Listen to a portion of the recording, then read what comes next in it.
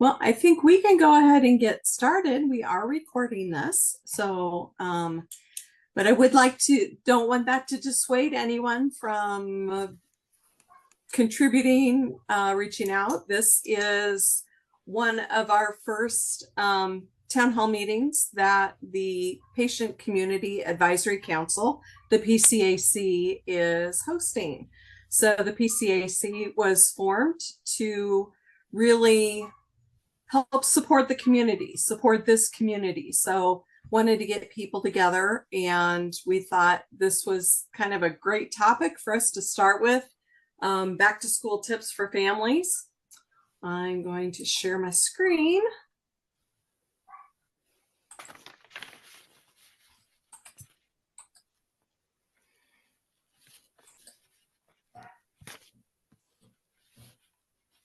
All right. So welcome, and my name is Diane Bomberg. You may have seen my name. I'm active in the Facebook support group.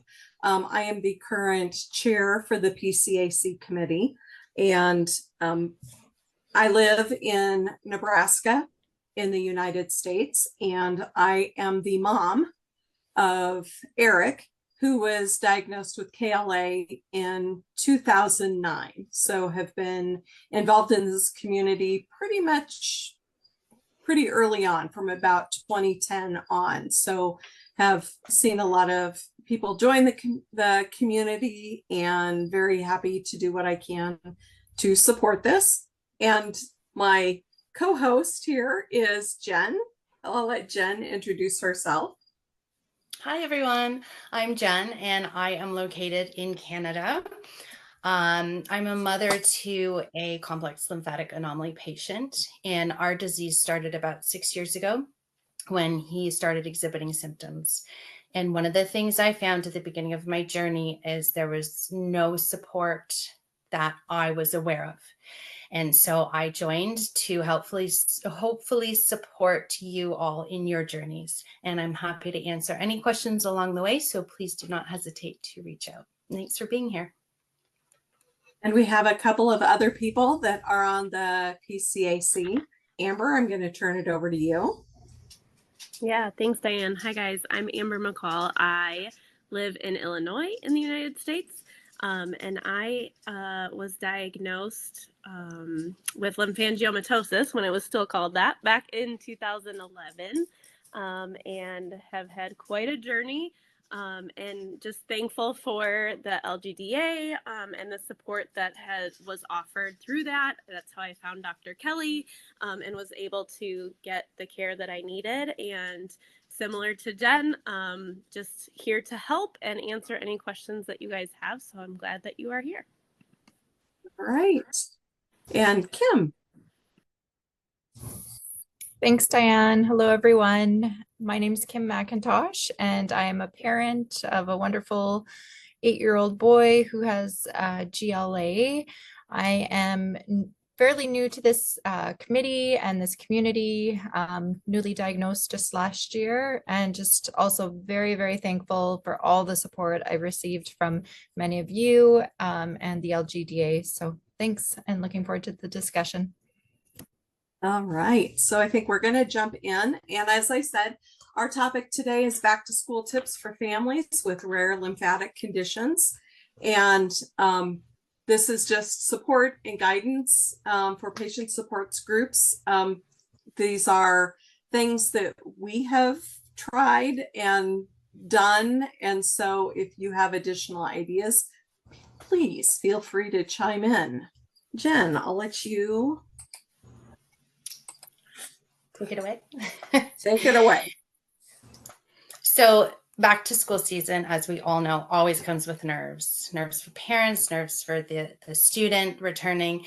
But I think those nerves are amplified when you're dealing with a rare disease and you're sending your child back into a situation that might be a little unknown. Our doctors don't typically know how to deal with our children. So how do we expect support staff at school and teachers to deal with our children? Today, we're going to discuss some of the things that have worked for us to gather that support for our children. It's been trial and error a lot. And like Diane said, we're happy to hear from you if you have things to add. We're going to focus on not only their medical needs, but also their emotional well-being, which is a huge component to success in anything. So how do we support that, as well as any educational gaps that they may encounter throughout their academic journeys?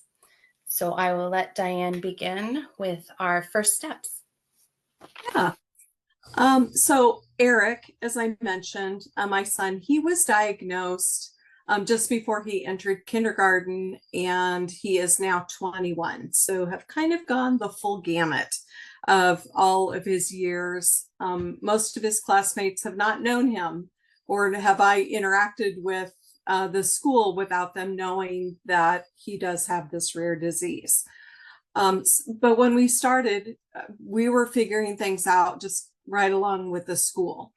So some of the things that we figured out are best is to have a meeting with the teachers, have a meeting with the school.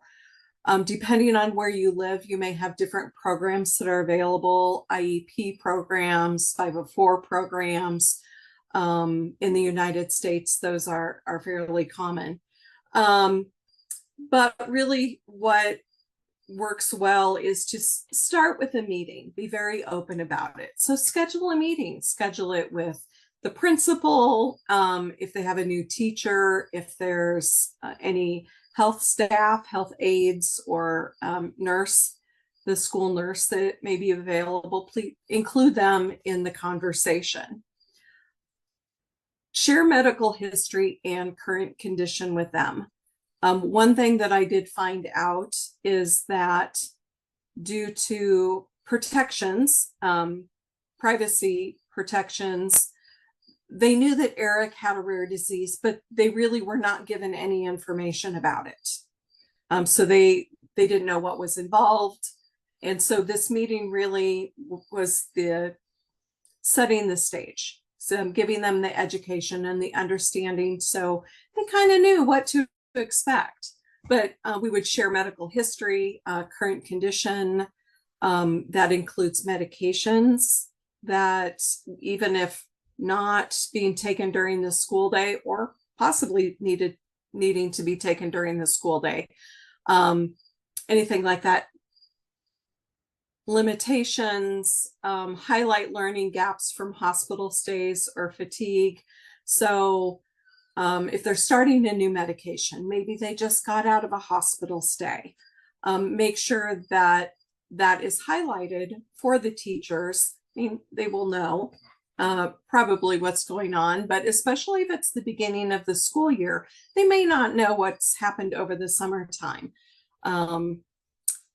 So it may be giving them those cues of, hey, not going to be able to participate fully in gym class, or will really tire out, or, you know, at 1 o'clock in the afternoon is a really low point in the afternoon. Things like that really help the staff recognize when something may be what's the new normal day versus when they really need to pay attention. Request support materials for home use. So there's a lot of times these students aren't able to stay in school full time. It may be a gap of time they need to leave. And so in order for them to keep kind of a routine, you can request materials to take home to work on. So we were bringing materials home. Sometimes it got done, sometimes it didn't get done, but we had those for the teachers, and the teachers were very understanding and knew what the limitations were. Really, the important thing is to foster that team mindset and collaboration. So they know that this is a partnership, that you're including them as part of your team for the care and well-being of your child. One thing that I did that I had put together is a letter. I got a lot of really good response from the teachers about this letter. There is an example of this letter out on the LGDA website. If you open the website and you click on search and type in school, it is one of the news posts that we have. And there's this example letter that you are more than welcome to take and make your own. This letter I would send to each of his teachers, whether it was his main teachers or when he was in middle school, he had 7 different teachers. Each teacher received a copy along with the counselor, the principal. Every year, I would update this letter and send it out, but just introducing Eric. I would usually include a picture too.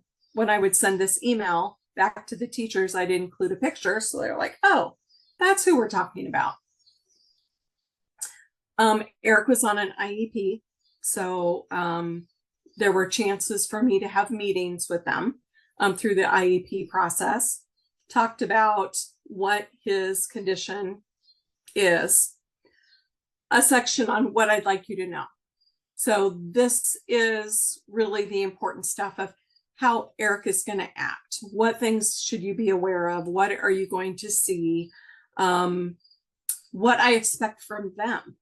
Even, hey, if there's contagious diseases going around, he's on an immunosuppressant, please let me know. Give me a heads up on that. And then there's resources that I would attach if they would like more information. So this is an example letter. It is out there. It can be downloaded, can be customized to your own child and send it off to the schools. Usually on the school website, they do have a list of all of the email addresses for the teachers.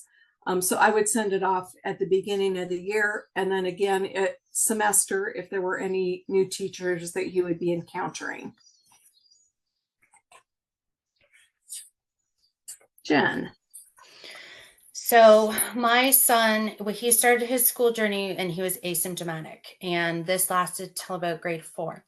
And then he took 3 years off where he basically lived in the hospital, and it was also COVID. So when he was able to return, we were online anyway. So there was a huge gap where he was away from his friends. And one of the things I recently asked him was, in preparation for this presentation, what was the one thing that you found was the most helpful when you returned to school?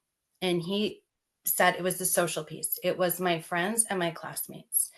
And they were the most important thing to him. He wasn't so much worried about the work. And as a mom, I know I can support that. There's a lot of supports within our school system that I could access. I could get tutors outside of school. But I thought, oh, wow, how do I foster that social support and how do I create that peer-to-peer connection for him? Because he came back different than when he left. And I didn't want him to be viewed differently by his friends. So what we did is create a series of presentations that we would typically showcase around Rare Disease Day or Anti-Bullying Week. And we showed it first to his class and then to the entire school population. And what those presentations touched on was his disease, what it was, how it affected him, all of his limitations, and what they could do sort of to support him and what it looked like when he wasn't at school. So he wasn't at home playing video games. He was going to the hospital and he was having multiple appointments. So what I did was follow him around to all of his appointments with a video camera. And I documented the entire day, and they got to see all the tests and the scans and the pokes that he was undergoing. And it really opened up their eyes to the struggles that he was dealing with. They saw him not at his best, and he was okay with that because he wanted them to know, look how far I've come. I'm back. I'm still the same guy. It's just a slow progression for me. And this we found really helped to follow up with pen and paper activities as well for rare diseases in general. So we had his specific rare disease that we did through a video presentation and then question and answer period, and then opened it up to the broader school community so we could help also other kids in the school with rare diseases. And I'll give you an example of how this really helped him. That was so nice to see as a mom. Recently, he joined the school baseball team, and that run from home plate to first base is monumental for him. So other kids, sure, they just run it. Maybe they're a little slower, a little faster, but the fact that he was actually able to run it was so huge. And instead of hearing, go faster, he's going to get you, you're going to be out, I heard, you look great, keep going, I'm so proud. And that just boosted him. And that came from, in part, them understanding they saw him lying in a hospital bed. They saw him in the wheelchair. They saw video of him learning to walk again with a walker. And the fact that he was even running was so huge, and they understood it from his perspective.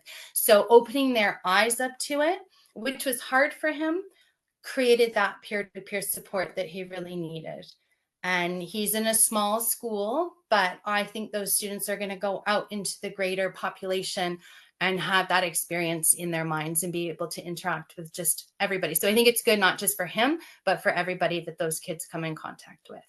So that's how we fostered that social piece. But you can also do that through clubs at your school. If your kid isn't sporty, are there any clubs? And if there's not clubs, can you create a club? Or is your child artistic? Can you create an art club? Something where they can create those connections throughout the school community. So Diane, I will pass it back to you for... All right. So let's talk about staff awareness. This is something kind of along with the letter that I had talked about sending out. These are some different things that are really important to communicate. So whether it's through a letter, we have another example of what someone had done, an individual healthcare plan. I'm going to drag this over and see if this share, if you can see this. Does that display for you? Or are you still seeing the PowerPoint? We can see it. Okay, great. Thank you. So this is an example. Someone on the committee had sent this in as an example, and we can certainly post this out on the LGDA website as another resource. It's just another way to do this. These are kind of like a flashcard that can be filled out and can be utilized to all the contact information, clinic, hospital information. It really is almost solidifying that contract between the school, the staff, and the family to really support this child. So there's not a question of, well, who should I contact or what should I do? But it really gives the opportunity to describe medical needs, symptoms, triggers, signs, treatments, things like that. Medications they're on, daily requirements, specific support for their education, any special arrangements for school visits or trips. So it's a very detailed list of things that you can provide to the school. You can proactively provide so they don't have to question, they don't have to wonder. With Eric, since he was diagnosed before he went into kindergarten, nobody knew him otherwise. They had never seen him as non-symptomatic. So they had always seen, and it was amazing how he had a group of friends. He went to a school that there were 4 kindergarten classes. It was a little bit larger school. And it was really amazing how the kids never bullied him, but they really rallied around him. And he was there and they understood this is the opportunity to give that staff that information that they need to help them cope with the situation. One field trip that we took, I didn't even ask. Eric is primarily affected in his right leg. The lymphatic tissue, it's longer, so he had a lift in his shoe and it was significantly swollen, much larger than his left leg. and he would get very tired very easily. They had a field trip to the zoo that's in town. It's not that big of a zoo. And one of the school administrators actually loaded a wagon in her car just in case. I mean, she told me about it right before the trip. But she said, just in case, I just want to make sure that Eric's okay. And he actually didn't need it, which was amazing. But knowing what his limitations were and the knowledge, they were able to anticipate and try to make him as comfortable as possible.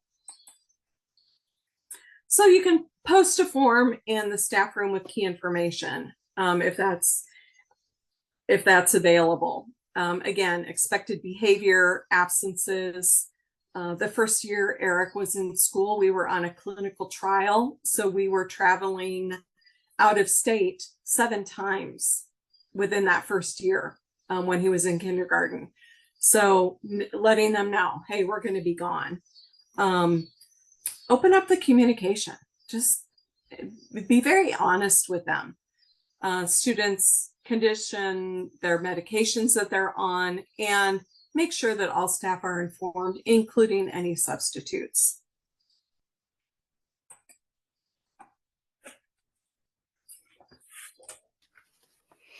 Okay, so for this, I'm going to go back to that conversation. Having that conversation with your child is so, so important. You might think you know what their needs are, but you don't really know until you talk to them. And you might be surprised what really stands out and what they need to feel most comfortable.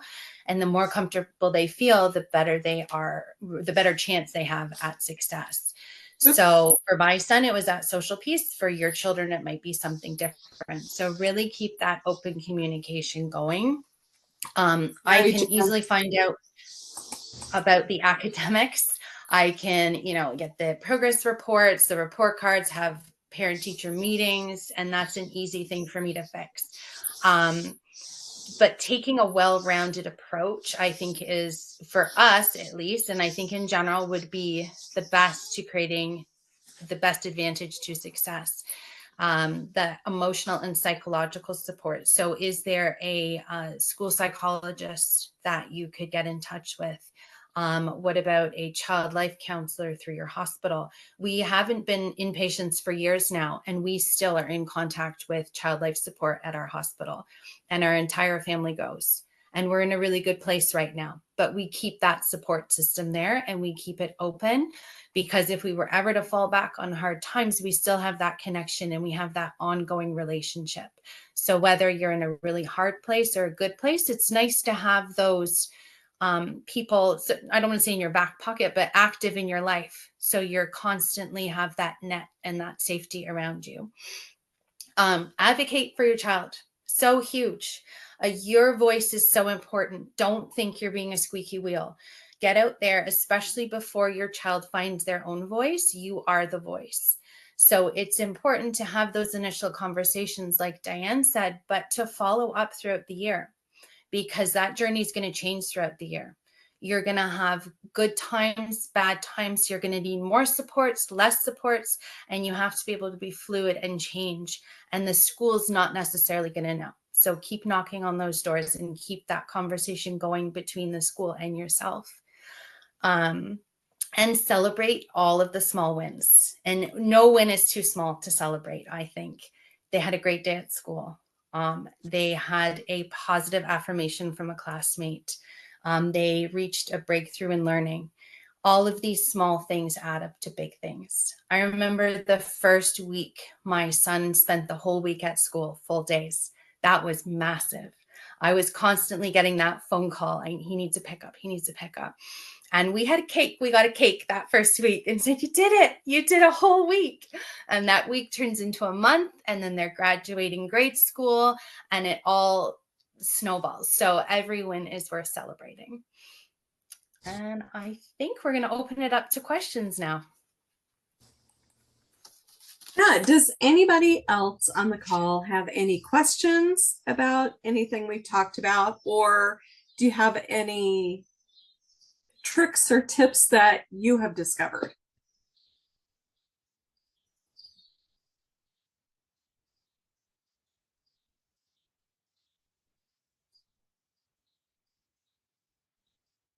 All right. Not going to put anybody on the spot. I just want to make sure you're having conversations with each other.